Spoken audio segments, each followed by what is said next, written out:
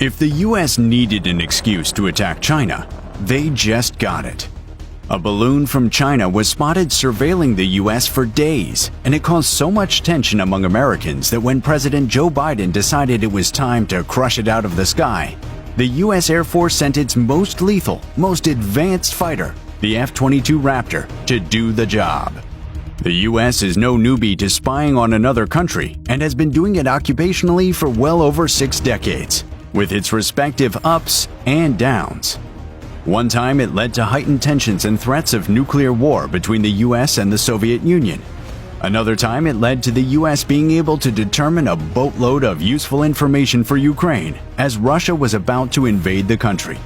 The latter, being far more recent, would show the world how to spy over a country without getting shot down. A stark contrast to China's alleged approach with their now destroyed intercontinental balloon. More news on that now.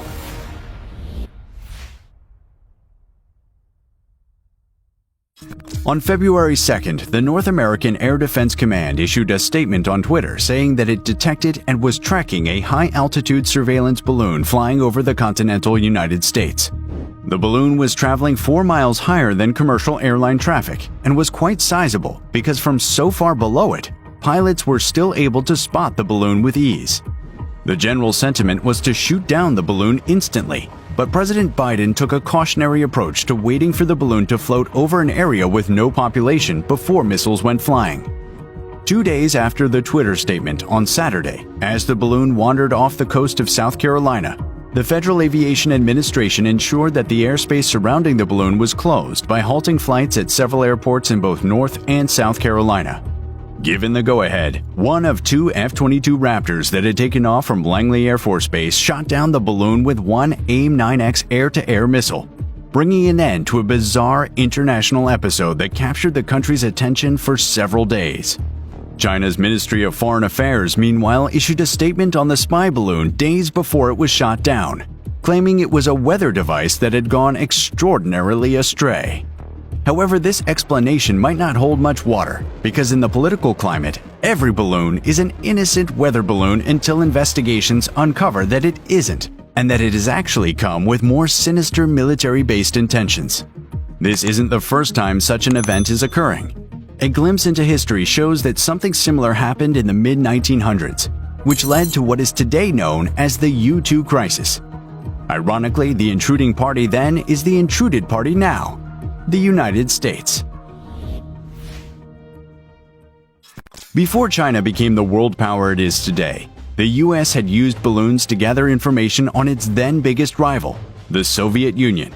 Project Mogul in the 1940s saw balloons with microphones sent into the Soviet Union to pick up the sounds of the country's first nuclear explosion. This was succeeded by Project Moby Dick in the 1950s, when cameras on balloons were used to take pictures of sensitive nuclear sites in the Soviet Union. The Soviet Union, on the other hand, didn't need to float in balloons into the US to spy, because the US was an open society, and so Soviet spies were free to tour the country as long as they could get their visiting story right. The US didn't have this option as the Soviet Union was a closed society. However, with the advancement of jet aircraft, they didn't need it. Jets were going to be the primary option for the US over balloons, which were simply too out of control for spying. An attribute China seems to just be finding out. By 1960, the US was flying the U-2 spy plane into the Soviet Union with missions generally without a hitch. Until May 1st, 1960, when a U-2 piloted by Air Force Captain Francis Gary Powers was shot down. The plane was a light one that, on paper, couldn't survive a hit, and so the US instantly assumed that both the plane and its pilot were gone, in the most final sense possible. NASA, seemingly with nothing to gain from confessing to spying on the Soviets, thereafter put out a statement saying it was a weather plane that had gone off course.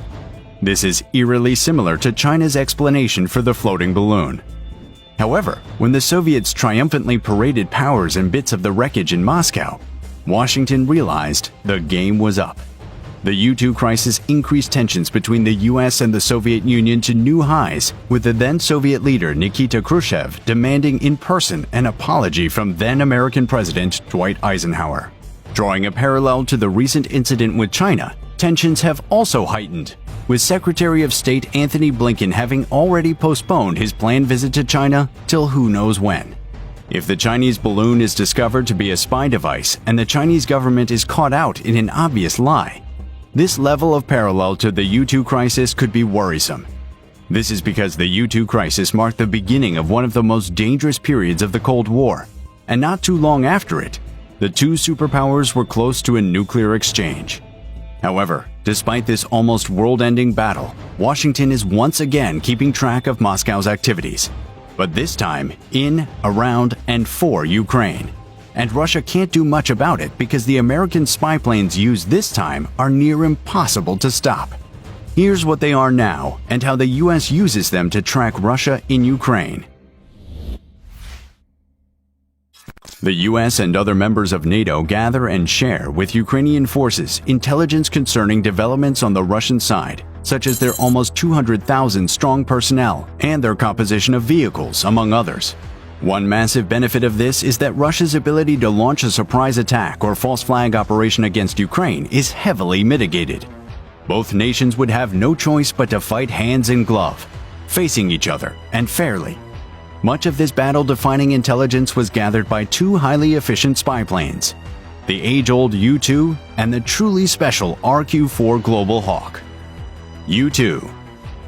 The Lockheed U-2, nicknamed Dragon Lady, is an American single-crew, single-jet engine, high-altitude reconnaissance aircraft operated by the United States Air Force and previously flown by the CIA. It was introduced into service in 1956 and has since flown over the Soviet Union, China, Vietnam, and Cuba. In its over 65-year time in service, the U-2 has taken part in post-Cold War conflicts in Afghanistan and Iraq and supported several multinational NATO operations where it was used in electronic sensor research, satellite calibration, scientific research, day and night all-weather intelligence gathering, and communications purposes. And it continues to provide these services today. The U-2 is capable of such a wide array of missions due to its features. Powered by a General Electric F-118-101 turbofan engine that produces 17,000 lb-f of thrust, the aircraft, capable of carrying up to 5,000 pounds of payload, has a cruise speed exceeding a decent Mach 0.7, an operational range of 7,010 miles, and a service ceiling of 80,000 feet, which is higher than even the B-2 Spirit can fly. View is beautiful. There's no weather. You see the curvature of the Earth as you scan the horizon. You can actually see the shape of the Earth. The U-2 is also able to stay in mission for an extensive period, boasting an endurance of up to 12 hours as the jet engine is fed the up to 2,950 gallons of fuel in the aircraft's tank. Only 104 U-2s were ever created. RQ-4 Global Hawk. The Northrop Grumman RQ-4 Global Hawk is a high-altitude, remotely piloted surveillance aircraft designed to enter and dominate the 21st century as it supports forces in worldwide military operations.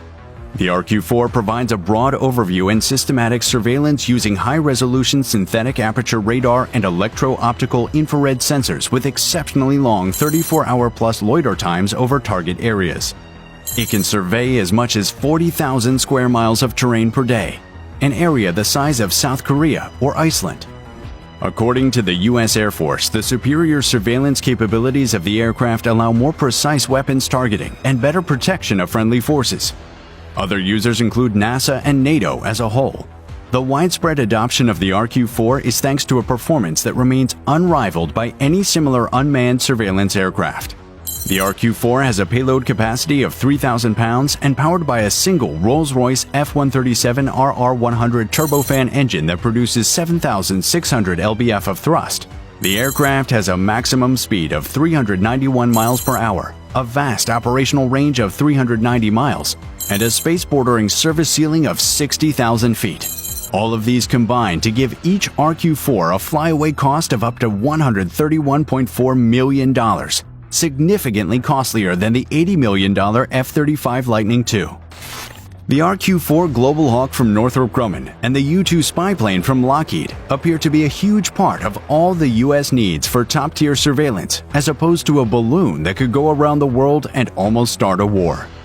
These American spy planes, packed with all the advancements of the 21st century, keep the US, NATO, and other allies, including Ukraine, abreast of key information on the operations of opposition parties such as Russia and China.